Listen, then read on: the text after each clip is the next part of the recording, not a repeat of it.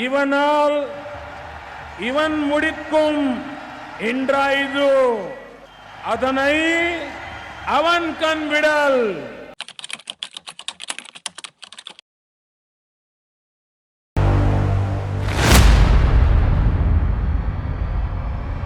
நீல புரட்சி. ரூபாய் 3000 கோடி செலவில் இந்திய அரசு 2014 டிசம்பரில் நீல புரட்சி திட்டத்தை அறிவித்தது. இந்த திட்டம் கடல் மற்றும் உள்நாட்டு மீன்வளத்தை உள்ளடக்கிய மீன்வள மேம்பாடு மற்றும் மேலாண்மைக்கான ஒருங்கிணைந்த அணுகுமுறையை மையமாக கொண்டது.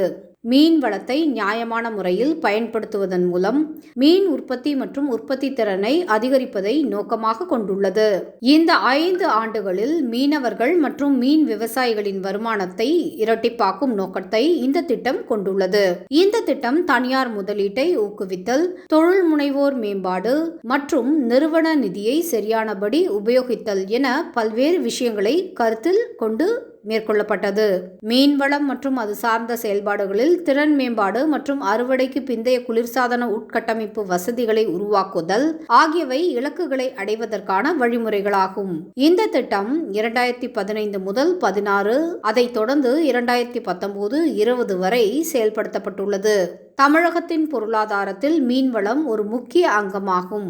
மீன் உற்பத்தி மற்றும் உற்பத்தி திறன், அறுவடைக்கு பிந்தைய உள்கட்டமைப்பு மற்றும் சந்தைப்படுத்துதல் ஆகியவைகளில் இந்த நீல புரட்சி மீன்வளத்துறையை மேம்படுத்தியுள்ளது என்றே கூறலாம்.